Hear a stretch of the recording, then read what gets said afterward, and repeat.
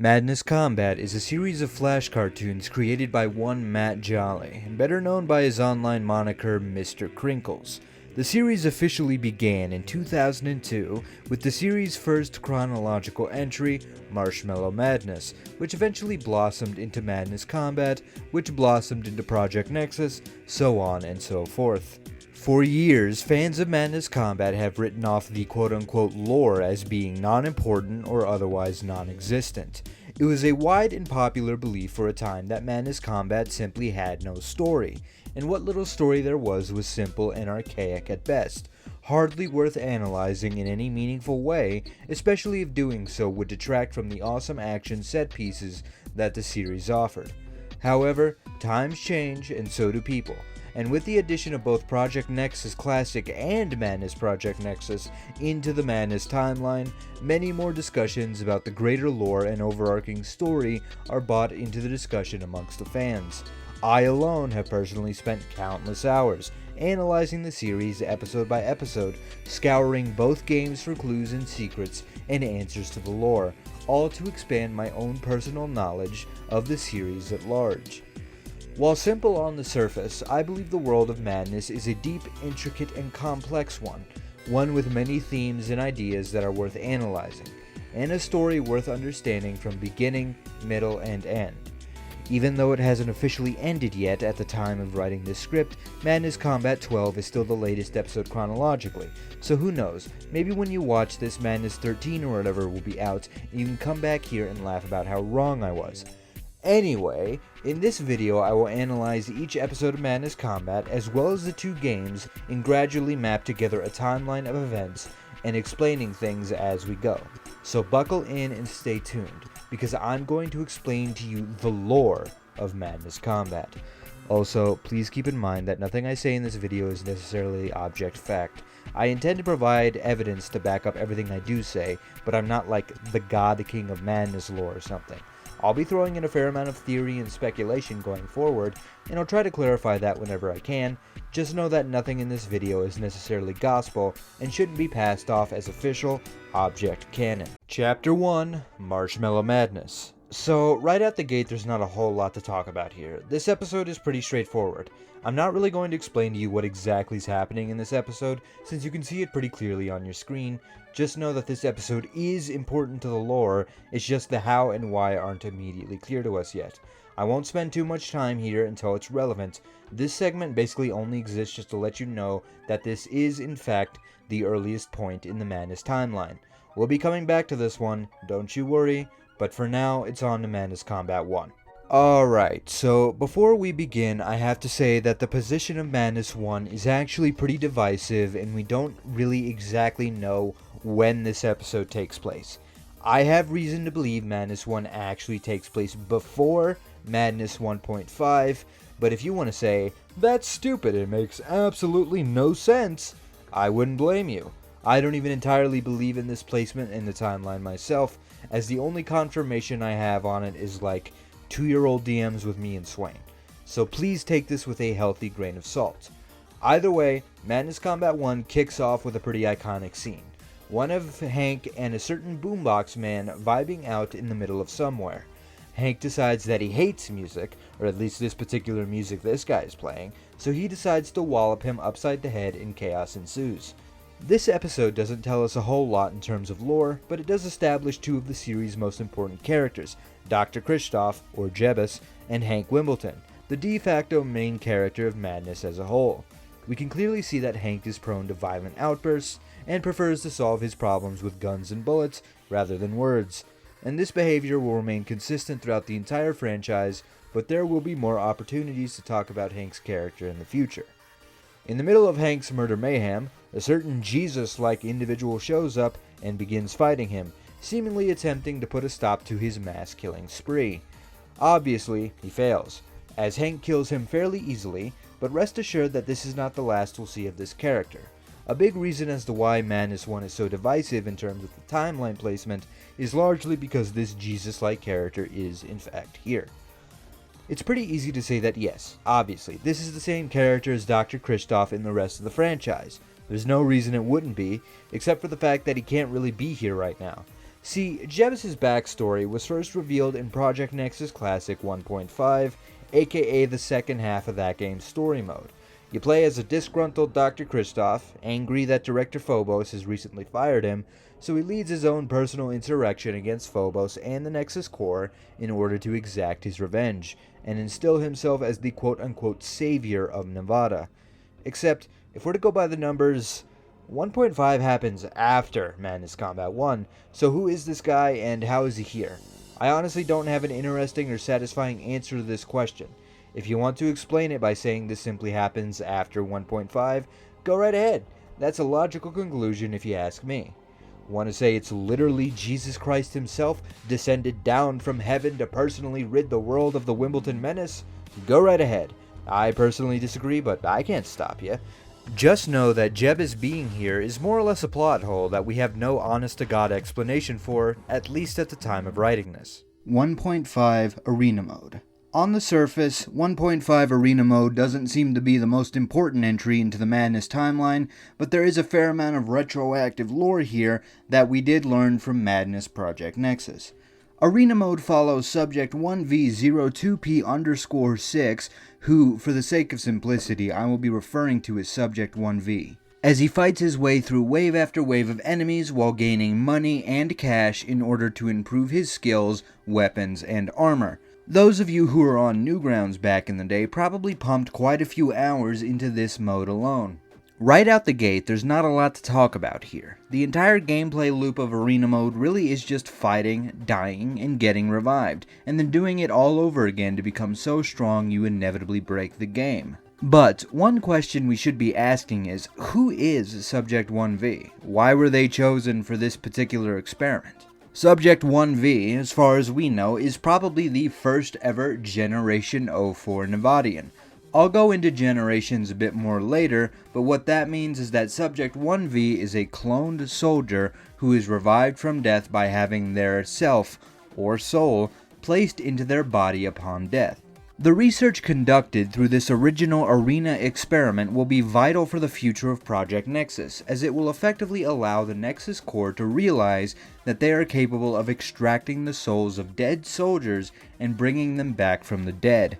Eventually, this will become the primary focus of Project Nexus. And for a brief explanation on what exactly self-energy is, in the layman's terms, it is effectively one's soul, the very essence of their being that ends up in hell, also known as the other place upon death. Project Nexus's goal is to extract as many of these selves out of the other place as possible in order to prevent it from being overloaded and eventually exploding.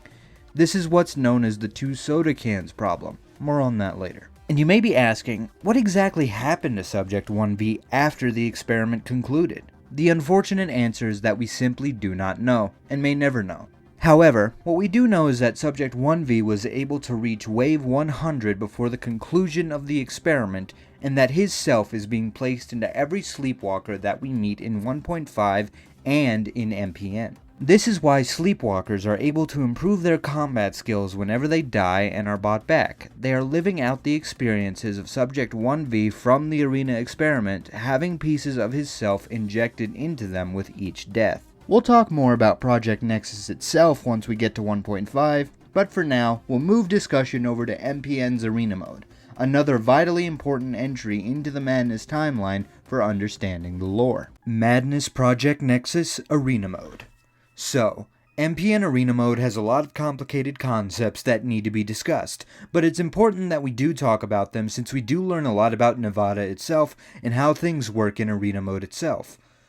Arena Mode follows an unknown player character, who, for the sake of simplicity in this video, we'll be referring to as AMP.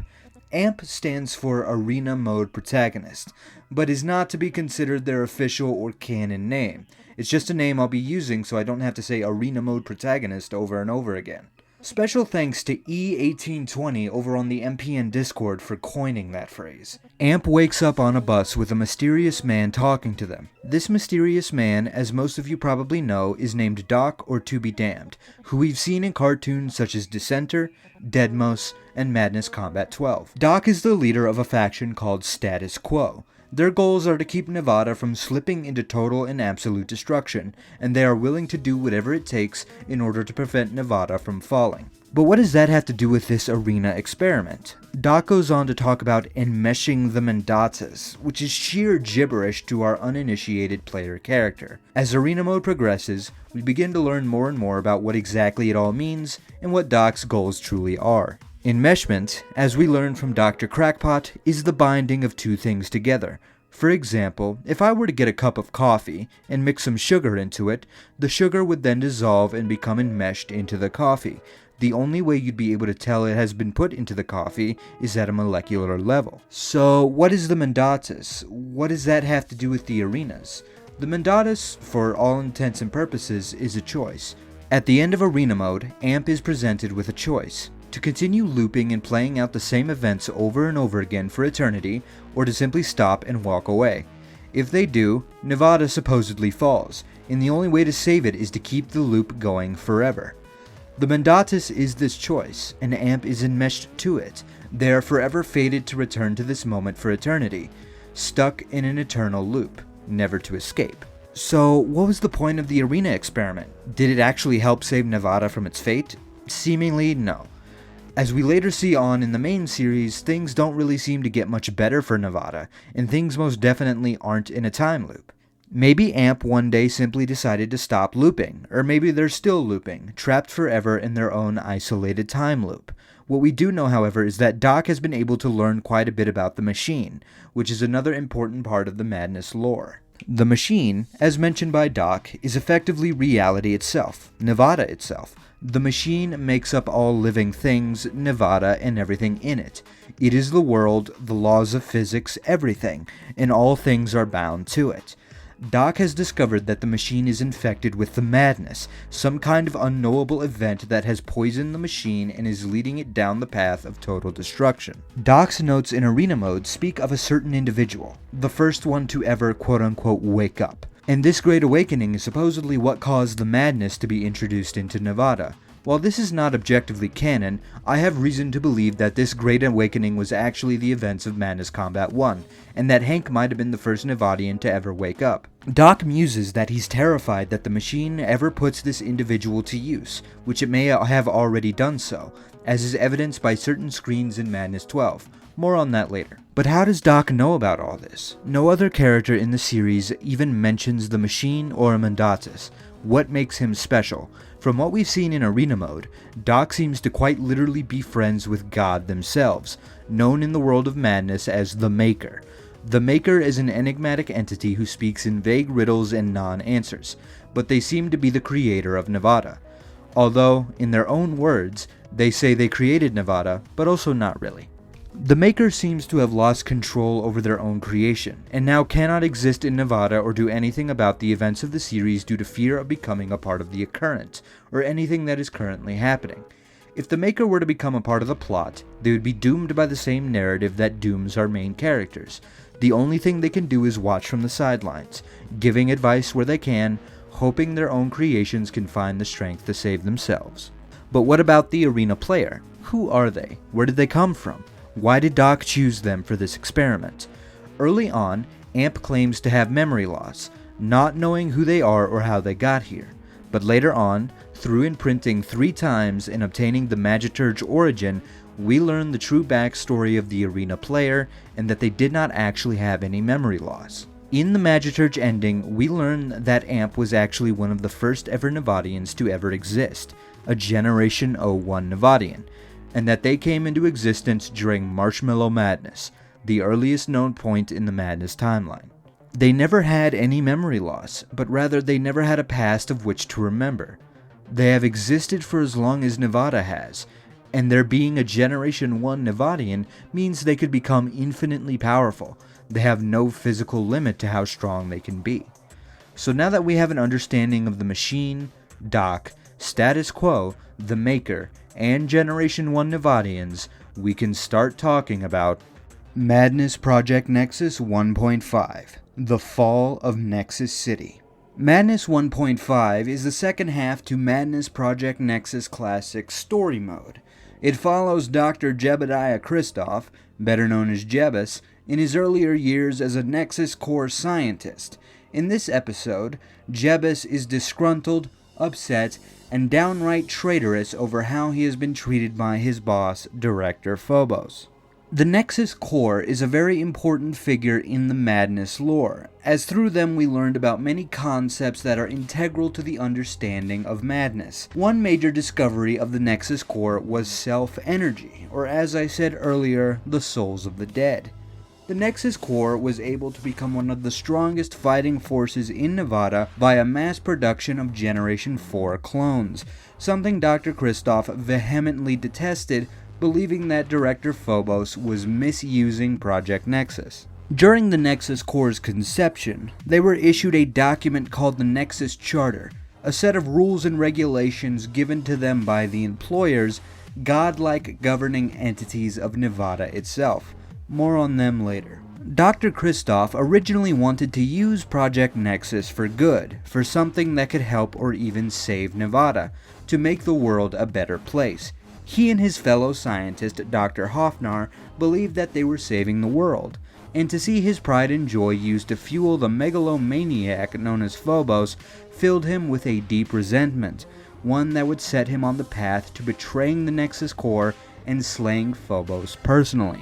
But first, we must understand why Project Nexus came to be. At some point in time, Nexus Core science realized that Nevada was at risk of complete and total destruction, as the rampant violence and chaos caused in Nevada by the madness was resulting in more and more deaths, meaning more and more self-energy ended up in the other place to be dissolved and become one with the other place. If this happened too many times for too long, the other place could become too full and eventually explode, meaning that Nevada loses its protective layer against the infinitely improbable, a sort of stand-in for space or the cosmos in the world of madness. The infinitely improbable is a realm of things that do not exist, but have the potential to exist.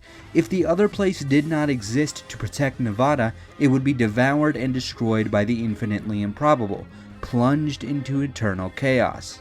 This is known as the two soda cans problem, comparing Nevada and the other place to two shook-up soda cans waiting to explode. If one of them explodes, it will take the other with it and vice versa. Project Nexus's goal was to keep the two soda cans problem in an eternal stalemate by recycling self-energy out of the other place and back into Nevada. Many different ideas were proposed in order to keep self-energy cycling out of the other place and into Nevada, one of which being Plan Z, an idea commissioned by Dr. Crackpot, a fellow Nexus Core scientist who worked alongside Dr. Christoff and Dr. Hoffnar at the Nexus Core. Plan Z was to use the excess corpses in Nevada in order to create zombies. This process was done via enmeshment, which we talked about earlier. Self-energy would be enmeshed into the corpse of a fallen individual, which would then cause reanimation into a zombified state. Dr. Christoff despised Plan Z, so in order to counteract it and convince Director Phobos to shut it down, he created the Sleepwalker program, a program that would strap devices to the heads of soldiers known as sleepwalkers. These devices would then inject self-energy into these soldiers, giving them superior combat skills with each death and revival. However, sleepwalkers were implemented with a self-destruct sequence that would activate on the third and final revival, as any further revivals would cause them to go insane and turn into abominations. Abominations were another attempt at putting self into individuals in Nevada, except in this case, self was injected into a living being who already had one. This rapid injection of memories, experiences, and ideas caused the individual to immediately go insane and become violent, creating what is now known as abominations. Another thing the Nexus Core discovered in relation to self was dissonance, a byproduct of cleaning self-energy after it is extracted from the other place. In the other place, selves are corroded and decayed by dissonance, meaning they accumulate some the more time they spend there. In order to clean them of this dissonance, they undergo a process called divergence, which leaves a dissonant byproduct.